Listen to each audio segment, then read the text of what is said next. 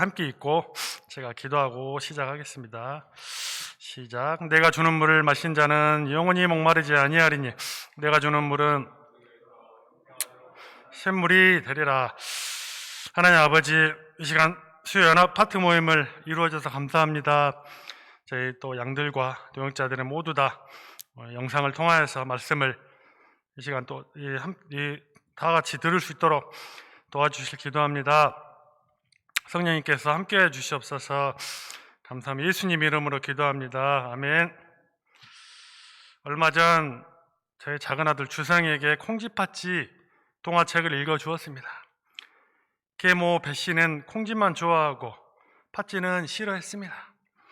팥쥐에게 깨진 독에 물을 채우라고 콩쥐만 데리고 놀러 갔습니다. 팥쥐는 독이 깨진지도 모르고 열심히 물을 길러 채웠습니다. 하지만 아무리 채워도 채울 수 없었습니다. 그런데 어디서 나타났는지 두꺼비가 깨진 항아리를 막아주었고 물을 채울 수 있었습니다. 저는 이때 예레미야 선지자의 말씀이 생각났습니다. 예레미야 2장 13절. 내 백성이 두 가지 악을 행하였나니 곧 그들이 생수에 구는 데는 나를 버린 것과 스스로 웅덩이를 판 것인데 그것은 그 물을 가두지 못할 터진 웅덩이들이니라.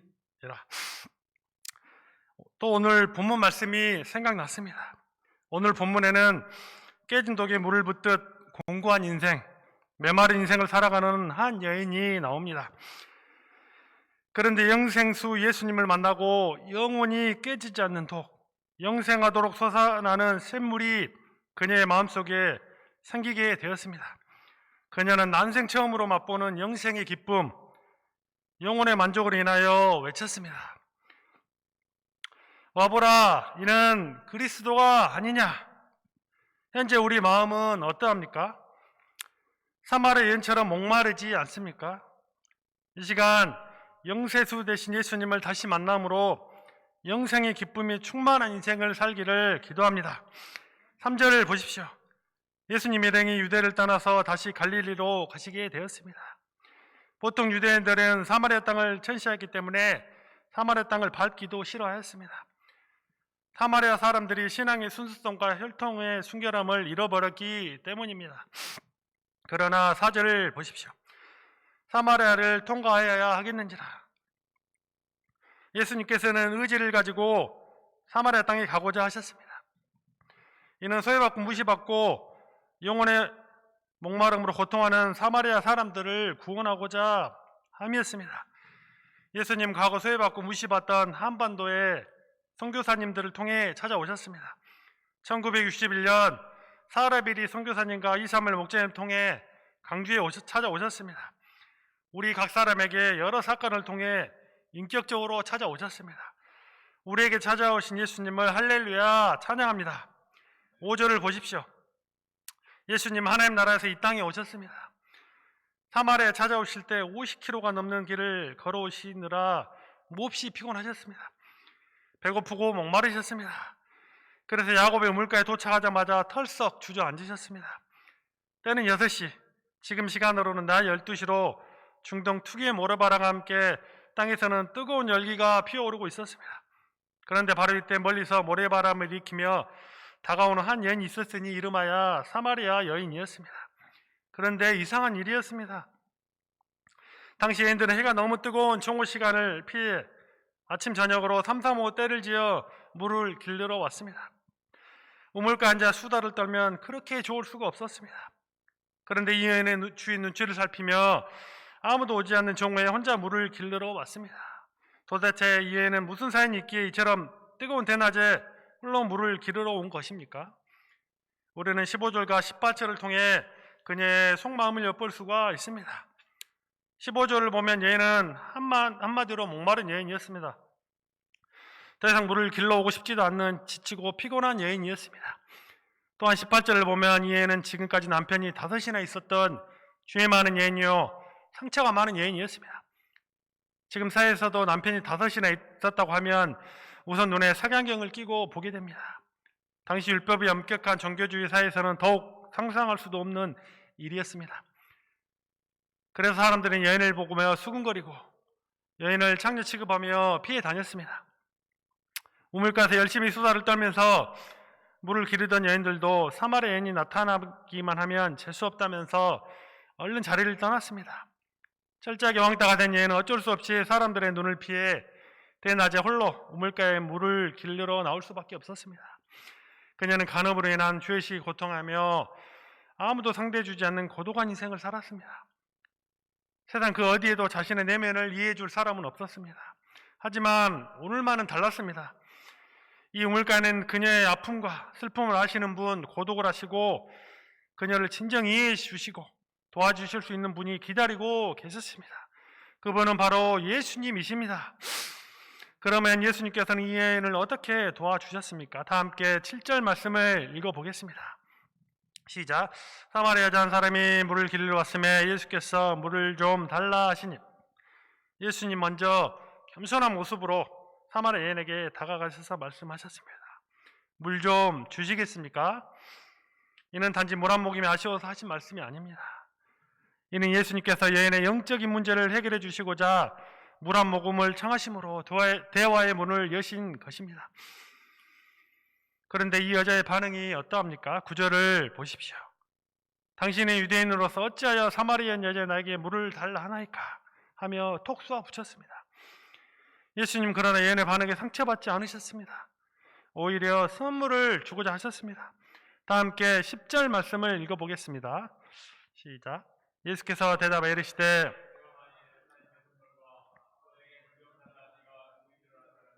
네. 여자들은 선물을 참으로 좋아합니다. 저도 몇 달 전 종원 10주년을 기념해서 동역자에게 예쁜 꽃다발을 선물해 준 적이 있습니다. 꽃다발을 받고 너무 좋아하고 행복해하는 동역자 얼굴이 지금도 생생하게 기억이 납니다. 사마리아인도 선물이라는 말에 기가 솔깃하였을 것입니다. 예수님 과연 어떤 분이신가 관심을 갖기 시작하셨습니다. 그런데 이 선물이 무엇입니까? 예수님 10절에서 생수라고 하셨습니다. 이 생수는 리빙 워터, 즉 살아있는 물, 우리를 살려주는 물이라고 했습니다. 이 생수는 우리에게 기쁨을 주고 능력을 주고 생명을 주는 하늘의 물인 것입니다. 그러나 얘는 생수를 그냥 우물물로 이해했습니다. 그래서 예수님께 다시 한번 반발하였습니다. 주여, 물기를 기릇도 없고 이 물은 깊은데 어디서 당신이 그 생수를 얻겠사옵나이까? 우리 조상 야곱이 이 우물을 우리에게 주셨고 또 여기서 자기와 자기 아들들과 짐승이 다 마셨는데 당신이 야곱보다 더 크니까? 형제들은 가장 화날 때가 남과 비교할 때입니다. 그러나 예수님은 화내지 않으시고 오히려 비교법을 써서 여인에게 영생수에 대해 자세히 소개해 주셨습니다. 다 같이 13, 14절을 한 목소리로 읽어보겠습니다. 시작.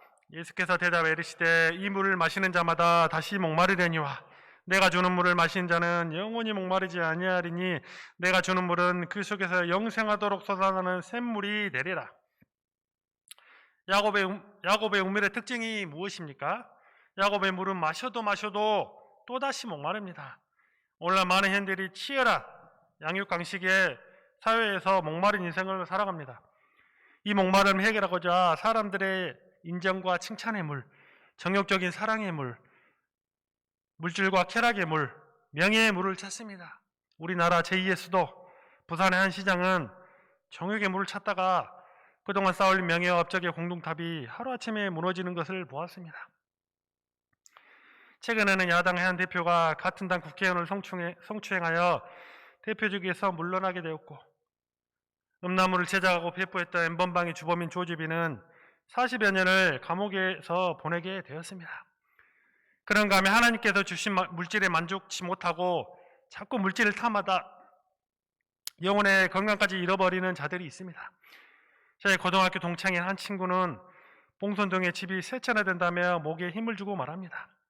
하지만 이에 만족하지 못하고 지금도 더 많은 돈을 모으고자 돈하며 돈에 목말라 하고 있습니다. 또한 게임과 도박, 술, 담배 등 육체적 쾌락의 물을 찾습니다. 아름다움과 쇼핑의 물을 찾습니다. 이런 물은 우리에게 잠시 기쁨을 줍니다. 즐거움도 줍니다. 그러나 채워도 또다시 목마르게 된다는 게 야곱의 물의 특징입니다. 좋은 집, 좋은 차, 좋은 대학, 좋은 직장에 가도 그 기쁨은 오래가지 못합니다. 다시 목마릅니다. 일찍이 세상의 모든 부귀영화를 누리던 솔로몬은 죽음을 앞두고 이러기에 고백했습니다. 만물의 피곤함을 사람이 말로 다 할 수 없나니 눈은 보아도 조감이 없고 귀는 들어도 차지 아니하는도다. 이런 목마름의 근본 원인은 생수의 근원이 되신 하나님을 버렸기 때문입니다. 하나님을 버릴 때 우리는 목마른 인생을 살아갑니다. 아모스 선지자는 아모스 8장 11절에서 13절에 이렇게 예언하였습니다. 주 여호와의 말씀이니라. 보라, 날이 이를지니라. 내가 기근을 땅에 보내리니 양식이 없어 주림이 아니요 물이 없어 가람이 아니요 여호와의 말씀을 듣지 못한 기갈이라. 사람이 이 바다에서 저 바다까지 북쪽에서 동쪽까지 여호와의 말씀을 구하려고 돌아다녀도 얻지 못하리니 그날 아름다운 처녀와 젊은 남자가 다 갈아여 쓰러지리라. 그런데 이런 목마른 인생 가운데 예수님이 하늘에서 영생수를 가지고 오셨습니다. 예수님은 이 생수를 여인에게 그리고 우리에게 주고자 하십니다. 예수님이 주시는 생수는 우리 내면의 목마름을 충분히 채울 수 있습니다. 그래서 이 물을 마시는 자는 다시 목마르지 않습니다. 왜냐하면 이 물은 그 속에서 영생하도록 솟아나는 샘물처럼 우리에게 영원한 기쁨, 영원한 만족을 주기 때문입니다. 이 생수는 바로 성령님을 가리킵니다. 성령님은 우리에게 영혼의 만족을 주십니다. 창세기 2장에 보면 하나님께서 인간을 만드실 때 흙으로 사람을 만드시고 생기, 즉 성령을 불어넣으셨습니다. 그때 흙이 일어나고 말하는 생명, living soul, 즉 영혼을 가진 존재가 되었습니다. 사람은 동물과 달리 영혼이 있습니다. 이 영혼을 통해 사람은 하나님과 교제할 수 있습니다. 창세기 2장을 보면 아담과 하와가 하나님과 교제하는 장면이 나옵니다. 그들은 이 교제를 통해 하나님으로부터 무한한 행복을 누리며 살았습니다. 사랑과 희락과 화평과 오래 참음과 양성과 충성과 절제, 거룩함과 의로움, 영광이라는 차원 높은 행복을 누렸습니다. 성령님 또 우리 삶에 필요한 모든 것들을 공급해 주십니다. 아담과 하와는 에덴 동산에서 필요한 것을 하나님께 구하면 하나님께서 필요한 것을 다 채워주셨습니다. 그래서 에덴 동산에는 부족함이 없었습니다. 무엇보다 성령님은 우리에게 영원한 생명을 주십니다. 예수님께서는 우리 죄를 위해 십자가에서 못 박혀 죽으셨습니다.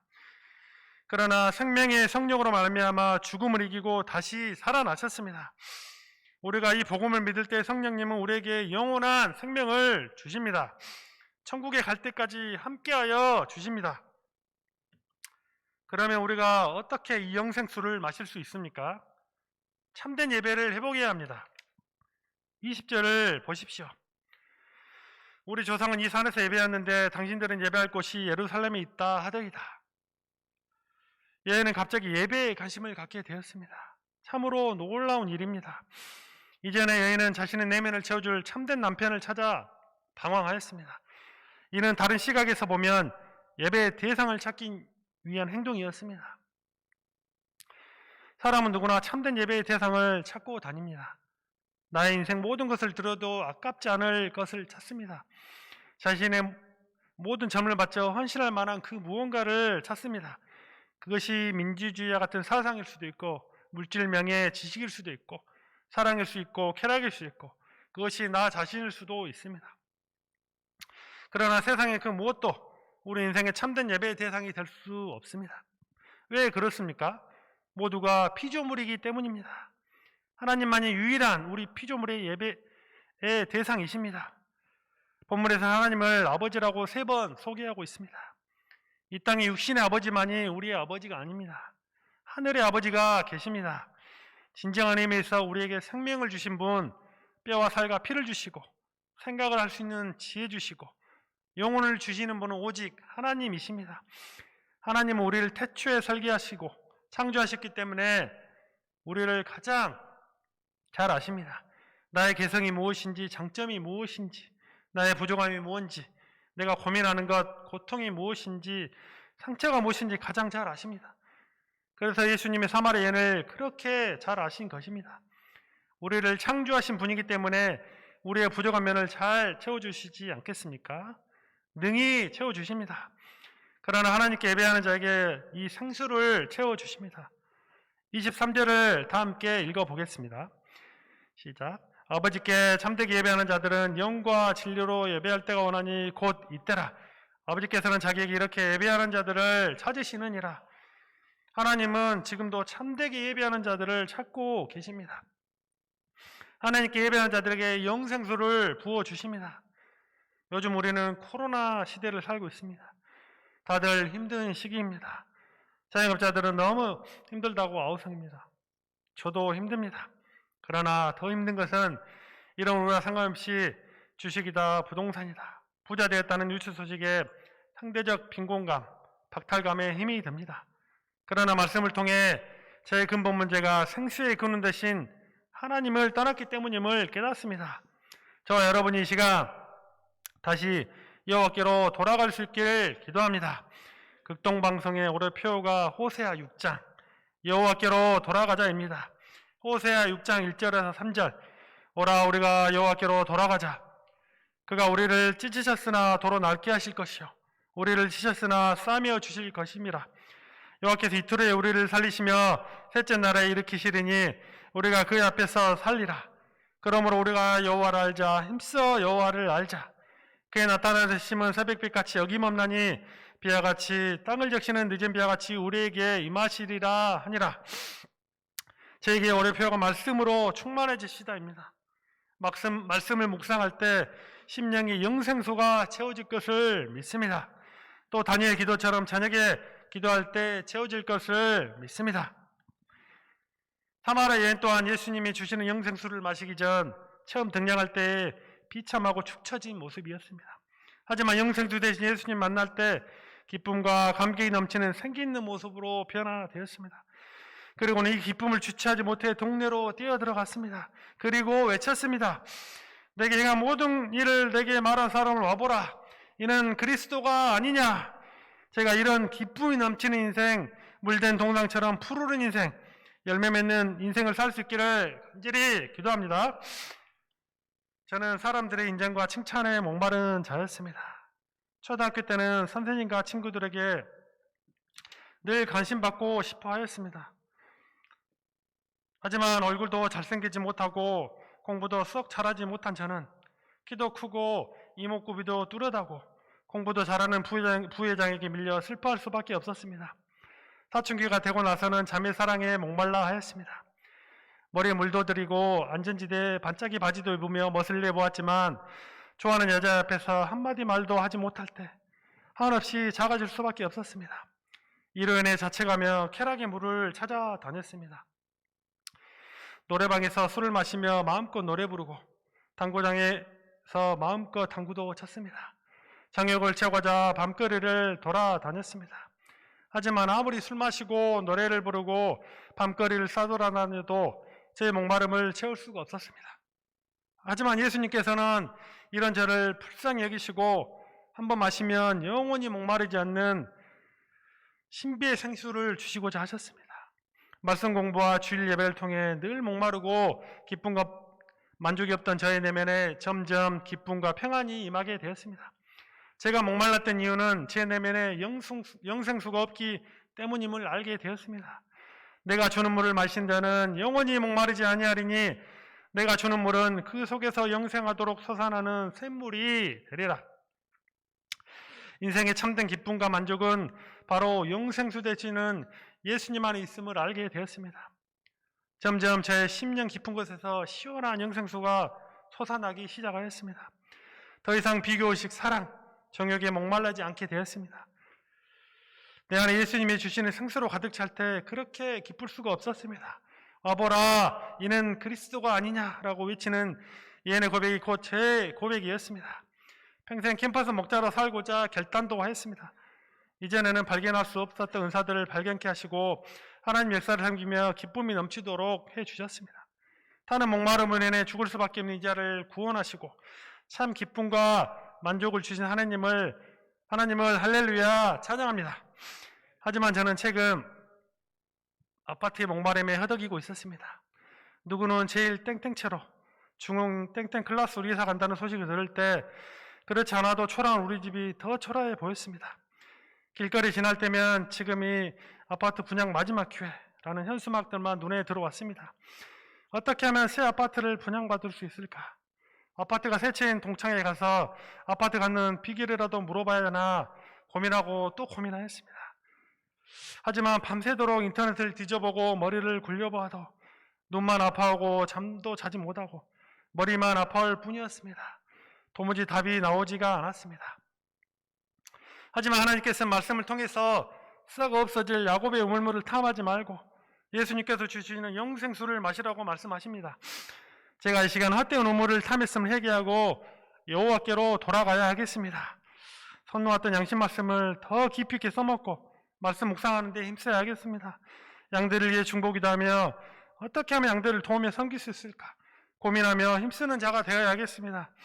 날마다 다니엘 기도회를 파트에서 또한 가정에서 꾸준히 이루며 아이들에게도 성경을 읽어주는 자가 되기를 기도합니다. 늘 마음속에 영생수가 흘러넘쳐서 이 기쁨을 타는 목마름으로 메말라 고통하는 양들에게 와보라 이는 그리스도가 아니냐라고 외치며 증거하는 자가 되기를 기도합니다. 결론적으로 오늘날 많은 사람들이 사마리아 여인처럼 목마른 인생을 살아갑니다. 깨진 웅덩이에 물을 채워보지만 채워지지 않는 목마름으로 이리 비틀 저리 비틀거리는 사람이 많습니다. 제가 영생주 예수님만이 우리 영혼의 목마름을 채울 수 있음을 깨닫고 날마다 여호와께로 돌아갈 수 있기를 기도합니다. 날마다 말씀과 기도를 통해서 예수님을 만나고 기쁨과 만족이 충만한 삶을 살기를 간절히 기도합니다.